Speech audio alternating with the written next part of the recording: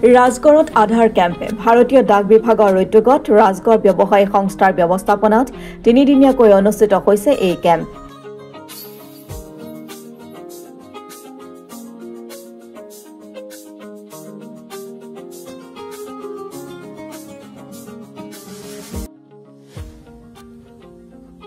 ডিব্ৰুগড় জিলাৰ ৰাজগড়ত আজিৰ পৰা তিনিদিনীয়াকৈ অনুষ্ঠিত হৈছে আধাৰ কেম্প।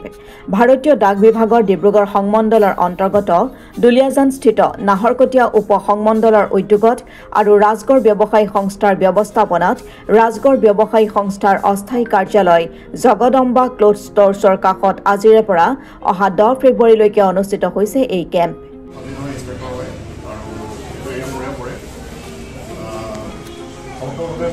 আমাৰ জয়ফল ডাঙৰীয়াক ধন্যবাদ জনাইছোঁ তেখেতে ইনিচিয়েটিভ লৈ পেলাই আমাৰ ইমান আপোনালোকক সুবিধাৰ কাৰণে এইটো ব্যৱস্থা কৰিব ক'লে আৰু আমিও নিজৰ ফালৰ পৰা চেষ্টা কৰিছোঁ কৰি পেলাই 3 দিনৰ কাৰণে আমি সদ্যহতে এই আধাৰ কেম্পটো ইয়াত চলাই যাম আৰু ভৱিষ্যতে যদি প্ৰয়োজন হয় ধৰক আপোনালোকৰ এই কেম্পত ৰাইজে ভোগ কৰি অহা আধাৰ সম্পৰ্কীয় যিকোনো সমস্যা সমাধান কৰিব পাৰিব। আজি পুৱা এই কেম্পৰ আনুষ্ঠানিকভাৱে শুভাৰম্ভ কৰা হয়। ৰাজগড় ব্যৱসায়ী সংস্থাৰ সভাপতি চিন্ময়জ্যোতি হাজৰিকা আৰু সম্পাদক নীৰজ জয়ছোৱালে এই কেম্পলৈ আহি ৰাইজক আধাৰ সম্পৰ্কীয় সমস্যা দূৰ কৰিবলৈ আহ্বান জনাইছে।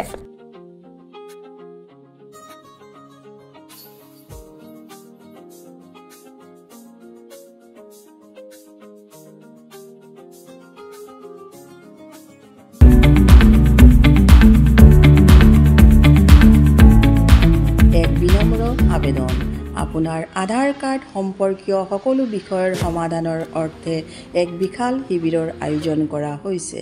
ভাৰতীয় ডাক বিভাগ, ডিব্ৰুগড় সংমণ্ডল আৰু নাহৰকটীয়া উপ সংমণ্ডলৰ উদ্যোগত আৰু ৰাজগড় ব্যৱসায়ী সংস্থাৰ প্ৰত্যক্ষ সহযোগত আয়োজন কৰা এই শিবিৰত নতুনকৈ আধাৰ কাৰ্ডৰ আবেদন, পুৰণি নাম, ঠিকনা, ফোন নম্বৰ আদিৰ শুধৰণি কৰাকে ধৰি সকলো বিষয় সামৰি লোৱা হ'ব। এইখিনিতে জনাব বিচাৰোঁ যে শুধৰণিৰ বাবে চৰকাৰী নিৰীখ মতে মাত্ৰ 50 টকা মাননি দিব লাগিব। কিন্তু নতুন আধাৰ কাৰ্ডৰ আবেদন সম্পূৰ্ণ বিনামূলীয়াকৈ কৰা হ'ব।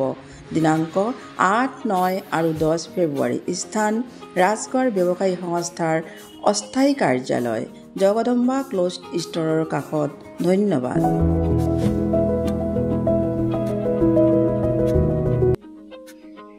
আজি ৰাজগড় ব্যৱসায়ী সংস্থাৰ সহযোগত আৰু আমাৰ ডিব্ৰুগড় ডাক মণ্ডলৰ প্ৰচেষ্টাত ৰাজগড়বাসীৰ কাৰণে আমি আধাৰ কেম্প মুকলি কৰিছোঁ।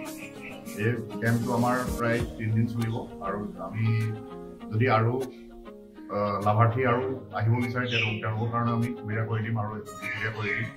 আৰু ইয়াৰ লগতে অকল আধাৰৰ ইয়াত কাম নতুনকৈ এনৰলমেণ্ট কৰা আৰু mobile number update, biometric update ইত্যাদিসমূহ কৰা যাব। ইয়াৰ বাহিৰেও আমি আমাৰ ডাক বিভাগৰ যিমানসমূহ একাউণ্টৰ বিষয়ে আৰু ইঞ্চুৰেঞ্চৰ ব্যৱস্থা আছে ইত্যাদিৰ বিষয়ে আমি সজাগতা ব্যৱস্থা কৰিছোঁ আৰু তেওঁলোকে ইয়াত আহি তেওঁলোকৰ অন্য যিখিনি ছাৰ্ভিচেছ লাগে পোষ্ট অফিচৰ একাউণ্ট খোলাৰ পৰা আদি কৰি পেলাই পইচা উলিওৱা সেইখিনি সুবিধাও আমি ইয়াতে অন দ্য স্পট কৰাৰ ব্যৱস্থা কৰিছোঁ। আৰু এই সুযোগতে আমাৰ ৰাজগড় ব্যৱসায়ী সংস্থাক তেওঁলোকৰ ইমান সুবিধা আমাক কৰি দিয়াৰ কাৰণে আমি ধন্যবাদ জ্ঞাপন কৰিছোঁ।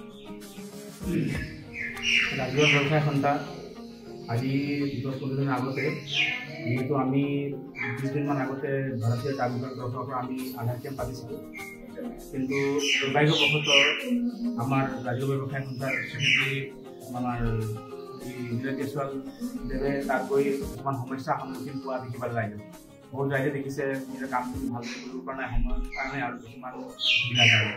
গতিকে তেওঁলোকে মোক কণ্টেক্ট কৰি ক'লে যে আমাৰ ডাকঘৰ তৰফৰ পৰা ব্যৱসায়ী সংস্থাৰ লগত সমষ্টি ৰাখি এটা কেম্প পাতিব পৰা যায় নেকি। সেই মৰ্মে মই আমাৰ চাব ডিভিজন ইনস্পেক্টৰৰ লগত কথা পাতি কথাটো মই জানি ল'লোঁ আৰু সেই মৰ্মে ৰাজগড় ব্যৱসায়ী সংস্থাই এটা ভাল পদক্ষেপ ল'লে আৰু তাৰ কাৰণে মই এইটো ভাল পাইছোঁ যে সাধাৰণ মানুহৰ কাৰণে যিটো অসুবিধা হয় আজি এই 3 দিনৰ ভিতৰত ভালকৈ কৰিব পাৰে আৰু নিয়াৰিকৈ সকলো কাম সমাধান হয় তাৰে মই কামনা কৰিছোঁ আৰু ইয়াত মই ৰাজহুৱা ব্যৱসায় সন্থাক মই আমাৰ ডিপাৰ্টমেণ্টৰ পৰা ভাৰতীয় ডাক বিভাগৰ ধন্যবাদ কৰিছোঁ। আজি ৰাজগড় ব্যৱসায় সংস্থাৰ অস্থায়ী কাৰ্যালয়ত আমি 3দিনীয়া এখন শিবিৰ আয়োজন কৰিছোঁ। আমাৰ লগত সহযোগত ডাক বিভাগৰ ডিব্ৰুগড় আৰু নাহৰকটীয়া চাব ডিভিজন আমাৰ লগত সহযোগ কৰিছে। আৰু এই শিবিৰখন পতা উদ্দেশ্য এয়া হৈছিল যে আধাৰ কাৰ্ড যিখন হৈছে আমাৰ জীৱনৰ আধাৰ হৈ পৰিছে। সকলো ক্ষেত্ৰতে আপুনি আজি চৰকাৰী সুবিধাই কওক বা বিভিন্ন ক্ষেত্ৰতে আধাৰৰ প্ৰয়োজনীয়তা আৰু বাধ্যতামূলকতা মানে আমি নোৱাৰা কৰিব নোৱাৰোঁ। গতিকে সেই কথাটোতে আমি মই নিজে কৈছে যে মই এদিন দেখিছোঁ যে কেম্প যদিও পাতিছে তাত মানে বহুত সমস্যা মানুহৰ সন্মুখীন হৈছে। মানুহৰ নানা সমস্যা আছে আধাৰ লৈ কিনে, কাৰোবাৰ নাম ভুল হৈ আছে, কাৰোবাৰ ডেট অফ বাৰ্থ ভুল হৈ আছে।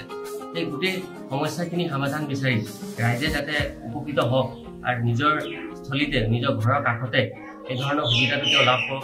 সেইকাৰণে আমাৰ ৰাজগড় ব্যৱসায় সংস্থাই যি আমি ধাৰাবাহিকতা অব্যাহত ৰাখিছোঁ সেই ধাৰাবাহিকতা আমি আগবঢ়াই নি ৰাইজৰ সেৱা কৰিবৰ কাৰণে এই সুযোগটো আমি লৈছোঁ। আৰু এই সুযোগতে আমি প্ৰায় 3দিনীয়া এটা কেম্প প্ৰথম পৰ্যায় বুলি কৈছোঁ, কাৰণ যি ধৰণে আমি ৰেছপন্স পাইছোঁ ইতিমধ্যে হয়তো এইটো এসপ্তাহ কৰিলেও চাগে কম পৰিব।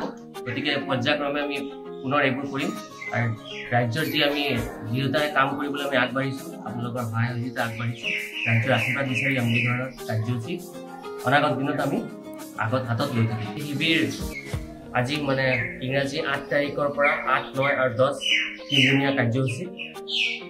আপোনালোকে ৰাতিপুৱা 10টাৰ পৰা 2টালৈকে এই সুবিধা আপুনি অংশগ্ৰহণ কৰিব পাৰে।